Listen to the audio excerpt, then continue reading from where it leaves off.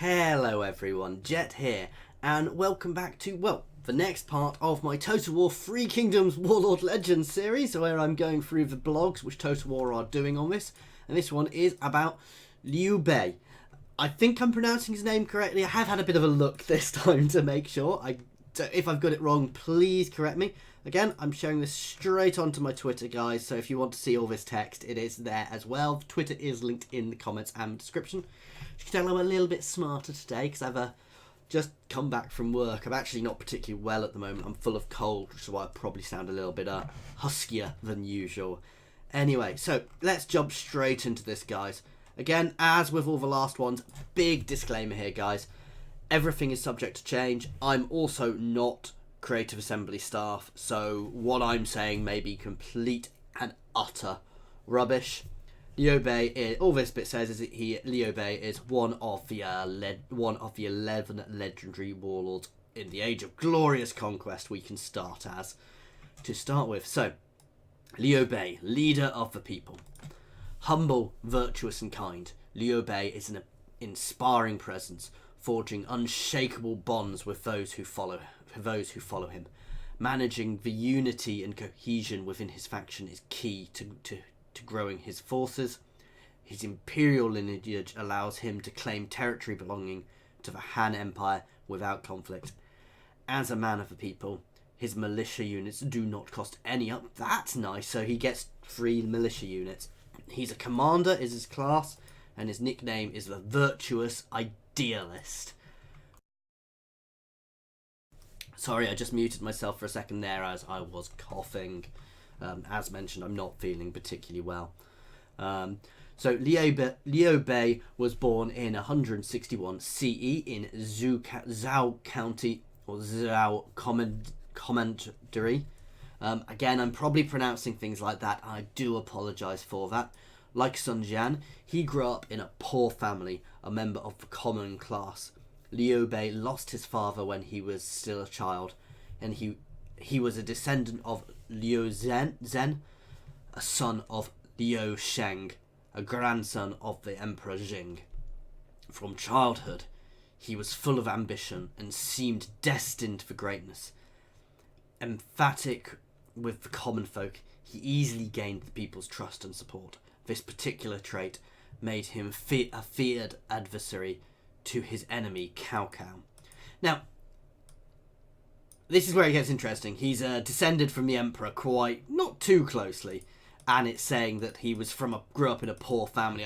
I wonder if that's embellished a bit by the historians, or I don't know the history particularly well, but it does sound a little bit or how poor is in that case. Anyway, Liu Bei.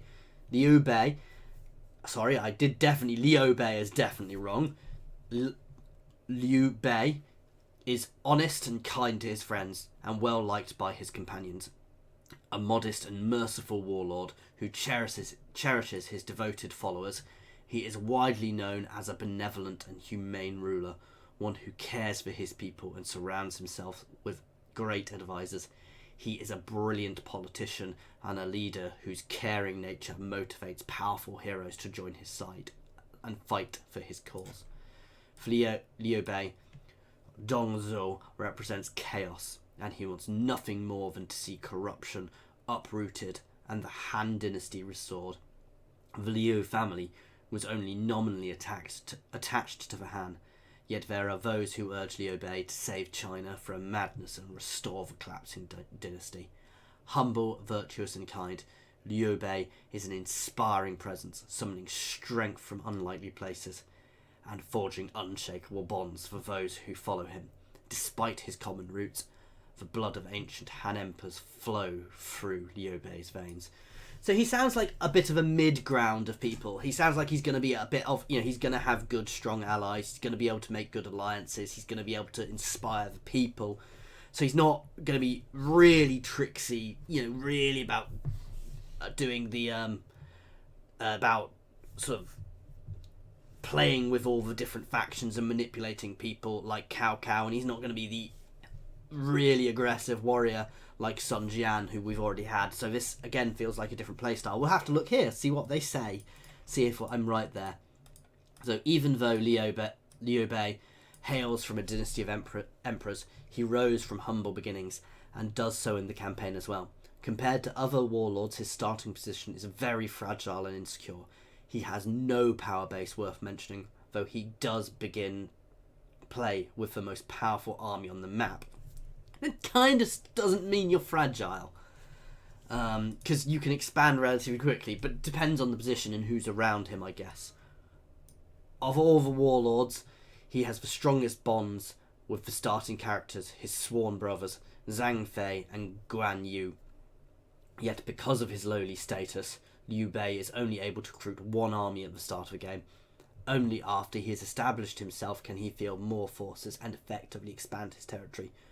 But to begin with, at least, it's safer to play with Liu Bei with a low region count and focus on ensuring strong and prosperous governance. So that's how they're doing it. They are going to limit his armies to start with, which is why he's not necessarily in the best position. So you'll ideally only be able to fight on one front. Now, we've seen this reference to army counts again and again and again. I know we used to have army counts in some of the old Total War games, and it looks like we're going to be getting that from this again. So there's going to obviously be something which balances the amount of armies you can control depending on your depending on who you are and your generals, and we'll have to see more about that as the game comes along, but it has come out more and more in this.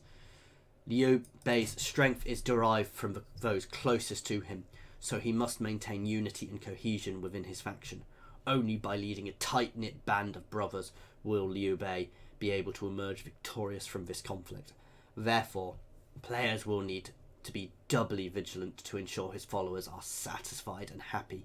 If he does so, Liu Bei will benefit from this unity with faster progression through the faction ranks and better government capabilities, such as fielding extra armies and assigning more governors. So he does seem to get armies quicker, though he potentially starts with less. Liu Bei is undoubtedly popular with the masses, and as long as he leads his faction, his militia units do not cost any upkeep. This makes it easy for him to maintain his forces, especially early on. Due to his imperial ancestry, many see Liu Bei with more legitimacy than other faction leaders, which allows him to confederate with warlords earlier than most factions. At the cost of some unity, he can claim territory under the control of the Han Empire without a fight. So that's good. So it sounds like he's probably got a tricky start, but he's got a big army, so you're potentially going to be having to bounce around a lot. Anyway, we'll see. Ganzi, friendship and loyalty system. So this is also here, guys, so I'm going to read it from here. Liu Bei considers his friends and his family his initial bond with Guan Yu and Zhang Fei is very strong. The three of them are sworn brothers, a connection between them that holds through thick and thin. Liu Bei benefits from these relationships early in the game. These characters gain buffs when fighting alongside each other in battle, for example.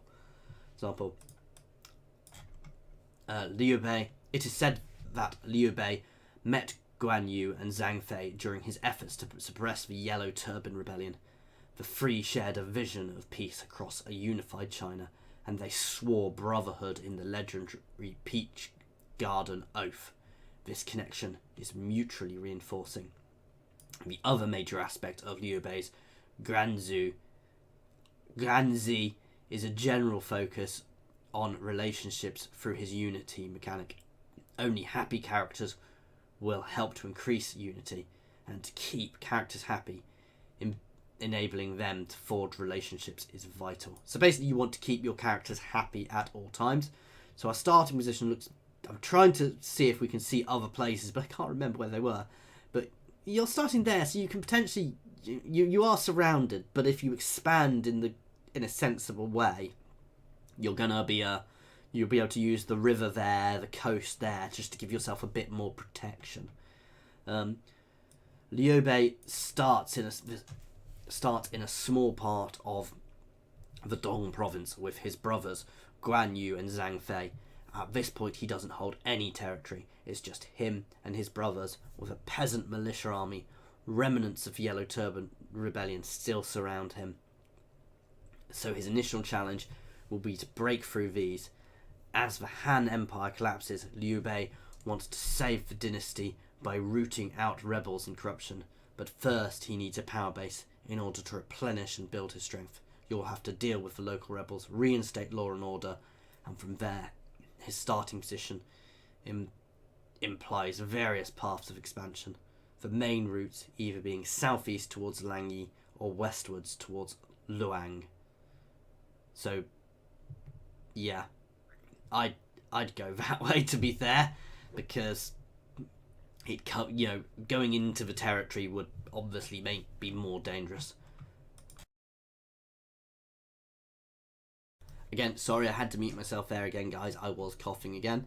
Again, this is all pretty much done down here. So Liu Bei's first key choice is a decision whether or not to help Tao Qin in a fight against Cao Cao. Tao Qin allegedly killed Cao Cao's father, but Tao Qian denies it. Cao Cao is now going to a war against Tao Qin, and the latter seeks help from Liu Bei.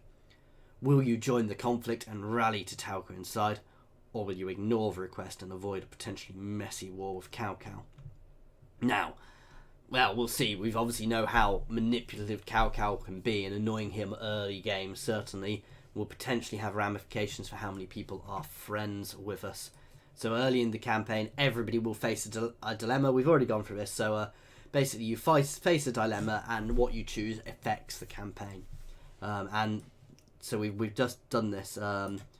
We've just mentioned this. So potentially difficult war with Cao Cao, but if the attack is repelled, he will have proven his worth and virtue. While when Tao Qin dies, he is a rather old man already at the start of the game. His followers will offer to join Liu Bei, which will effectively confederate Tao Qin with Liu Bei. So if you do that war, you're potentially getting all of Tao Qin's territory later on, which is potentially good. I don't know where he starts. Your mid-game aim is to acquire as much prestige as possible and disrupt the other key players from getting too big.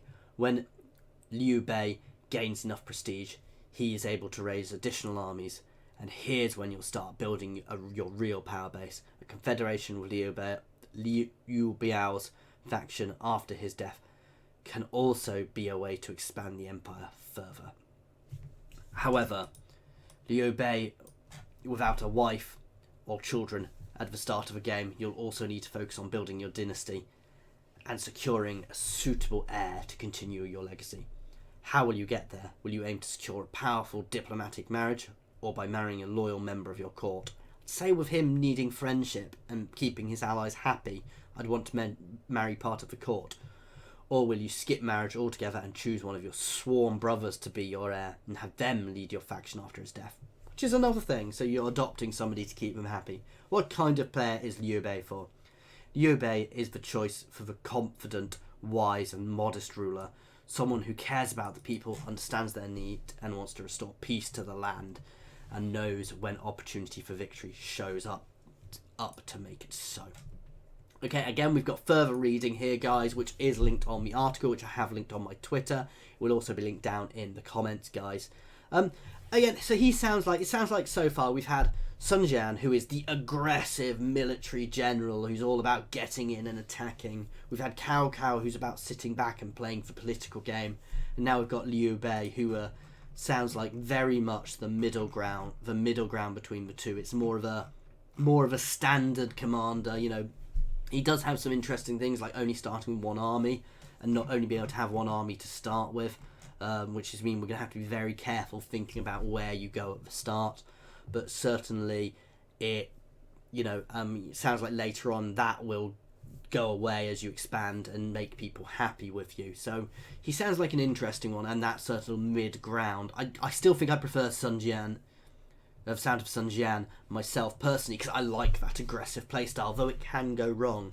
Whereas so long as you get through that initial bit as Liu Bei, I think you're probably in a much stronger position than Sun Jian. Cao Cao is debatable, because Cao Cao sounds very much like he sits back and does manipulating, so again it's a very different type of player there. So we've had 3 very different lords so far, and well, we'll have to see what the others look like. I dare say there'll be a complete mix of all sorts of different things. As always, guys, please feel free to comment down in the comment section or jump over to my Discord and say hi. There's a link to my Discord in the comments and the description, as well as links to my Twitter and my Patreon. Thank you very much for your time, guys.